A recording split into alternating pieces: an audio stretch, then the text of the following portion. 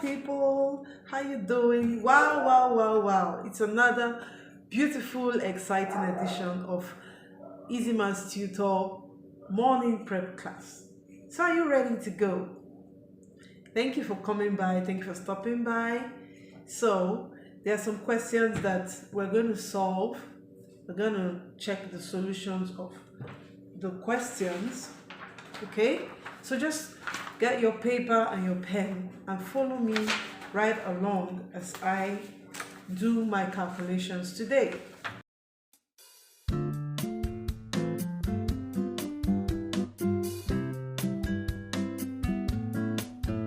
Now the first question is, it says simplify 1/2 brackets raised to power minus 2 with another bracket raised to power 2 and another bracket raised to power minus 1.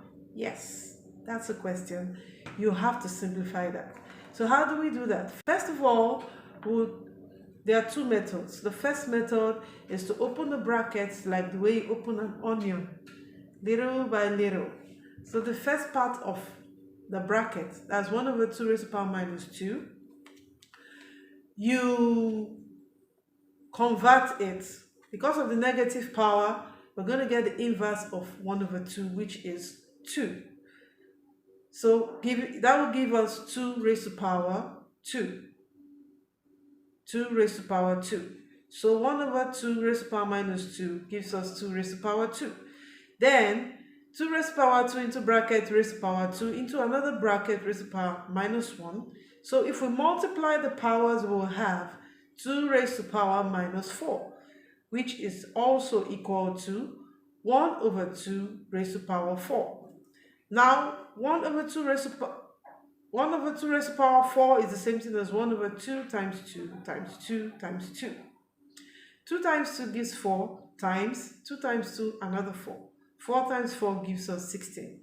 So our final answer is 1/16. So now the second method of solving this exponential function actually is to multiply all the powers. Multiply all the powers. So it will be 1/2 bracket raised to power minus 2 times 2 times minus 1. That will give us 4. So our answer will be 1/2 raised to power 4, which is also 1/16. So that's that. It wasn't that easy. Okay, so the next question is, if a/3 is equal to b/5 is equal to c/7 and abc is equal to a40, find c. That's the question. So any question could come up from anywhere. This is actually an Olympiad question. That's an international examination. I found this on pre-math channel of YouTube. So how do we go about this? We have to find c. We're given two separate functions with a, b, and c. So I will take the first two, which is a/3 equal to b/5. Then we equate it. We call that equation 1. Then we'll say a is equal to a 840 over bc. That's from the second function, which is abc equal to 840.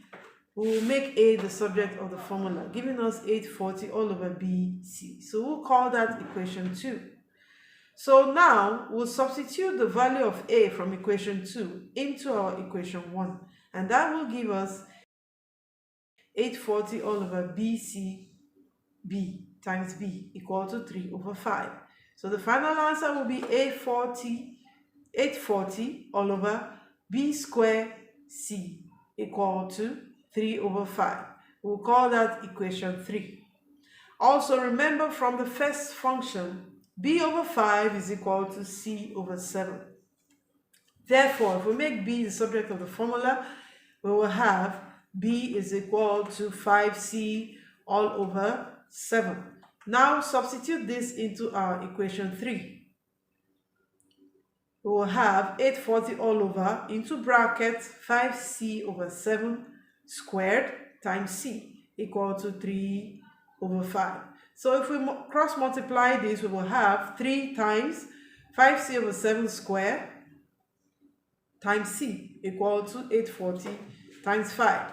So if we push 7 up, 7 squared up, first of all we open the bracket, we will have 5 squared c squared all over 7 squared. So if we push 7 squared up to the other side of the equation, we will have 840 times 5 times 7 squared all over, and then we'll push 3 and 5, we push 3 down and 5 squared down, we'll have 3 all over 3 times 5 squared. So if we expand all the powers, we will have 280, we'll have 840 times 5 times 7 times 7 all over 3 times 5 times 5.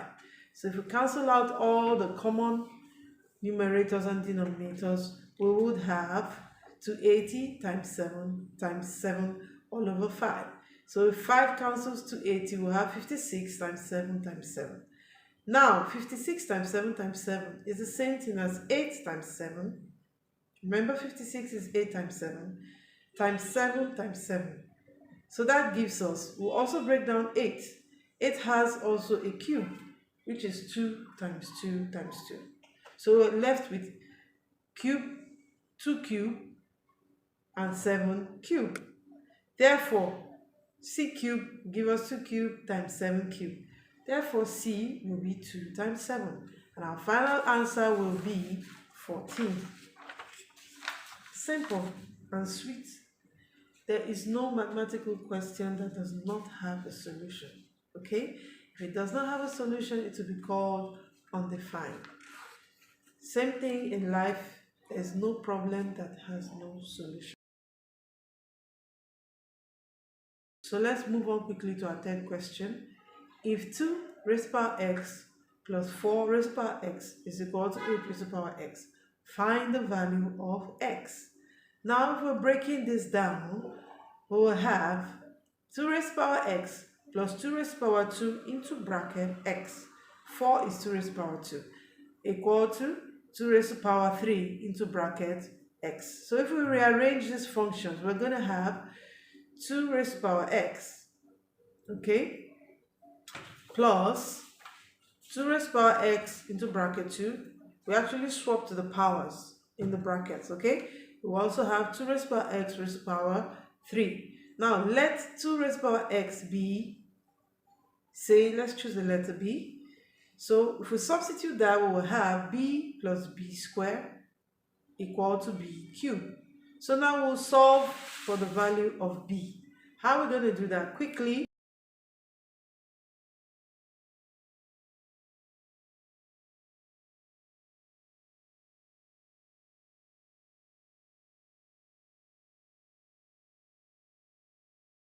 we'll move b squared plus b to the other side of the equation, giving us b cubed minus b squared minus b equal to 0.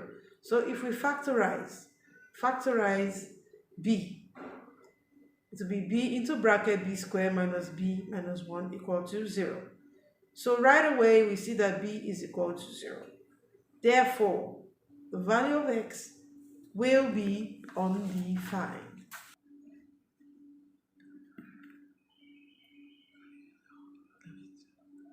So at this junction, I'm going to leave you now till our next video. Make sure you stay tuned for more exciting, interesting videos on mathematics solutions.